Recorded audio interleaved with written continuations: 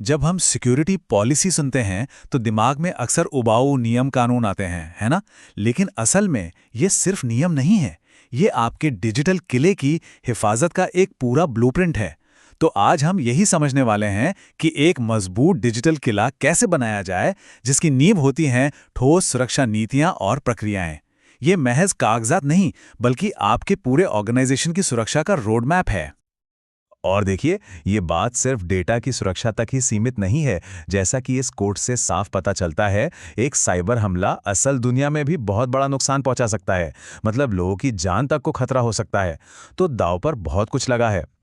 तो असली सवाल ये उठता है कि हम अपनी कीमती चीज़ों की, अपनी संपत्ति की रक्षा करें तो करें कैसे? देखिए, इसके लिए एक ठोस प्लान का होना बहुत ज़रूरी है। बिना किसी प्लान के काम करना तो अंधेरे में तीर चलाने जैसा है। कुछ पता नहीं चलेगा कि निशाना कहाँ लगा। चलिए, पहले दो शब्दों के बीच का फर्क समझ लेते हैं, जिनमें अक्सर लोग कंफ्यूज हो जाते हैं। इंफॉर्मेशन सिक्योरिटी और साइबर सिक्योरिटी। इंफॉर्मेशन सिक्योरिटी मतलब हर तरह की डेटा की सुरक्षा, चाहे वो किसी कागज पर लिखा हो या फिर कंप्यूटर में हो।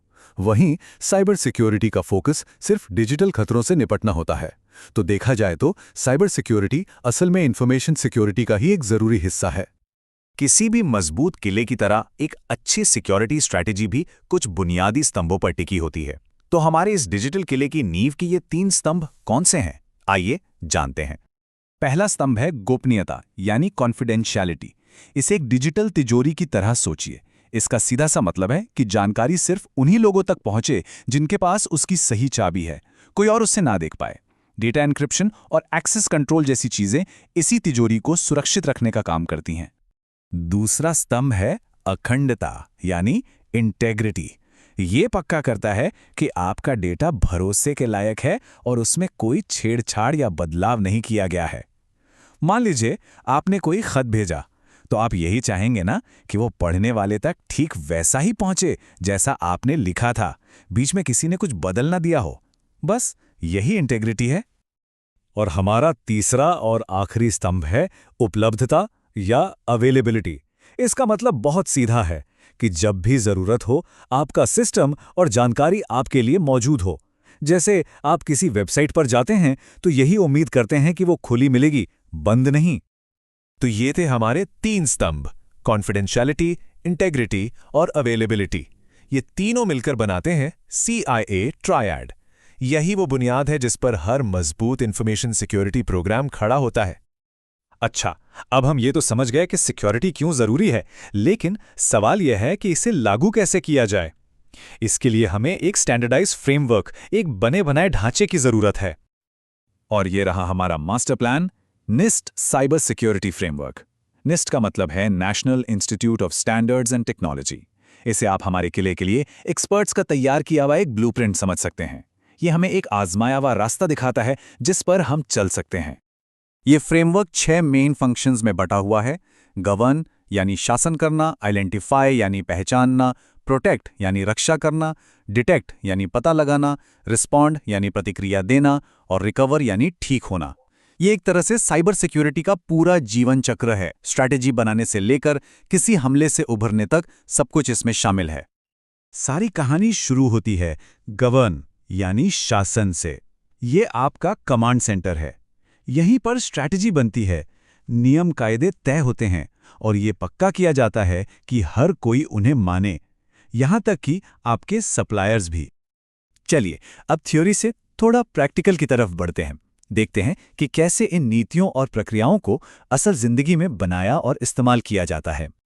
तो आखिर ये सुरक्षा नीति होती क्या है? देखिए, निस्ट के गाइडलाइंस के हिसाब से ये एक फॉर्मल डॉक्यूमेंट है जिसमें मैनेजमेंट का कमिटमेंट, काम का उद्देश्य, किसकी क्या भूमिका है और क्या जिम्मेदारियां हैं, ये सब साफ साफ लिखा होता है। कह सकते हैं कि ये हमारे किले का संविधान है।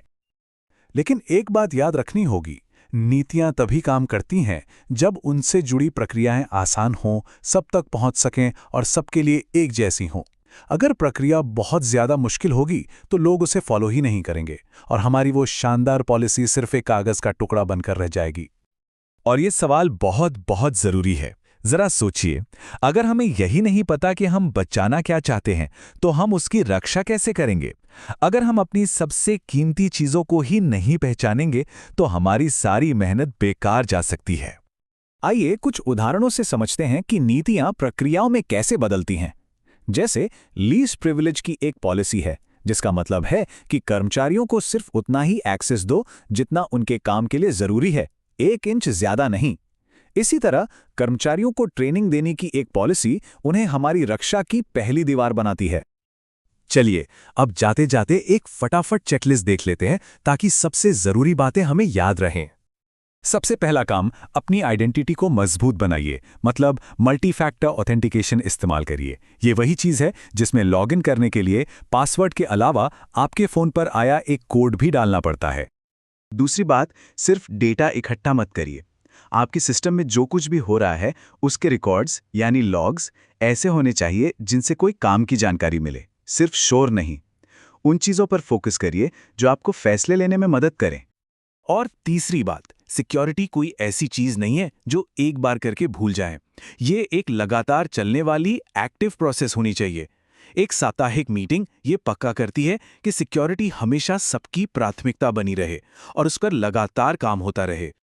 तो अंत में ये सवाल खुद से पूछना बनता है, क्या आपके यहाँ सिक्योरिटी सिर्फ एक रिपोर्ट है जिसे बनाकर फाइल कर दिया जाता है, या फिर ये आपकी रोज की दिनचर्या का एक हिस्सा है? जवाब जो भी हो, वो आपकी तैयारी के बारे में बहुत कुछ बताता है।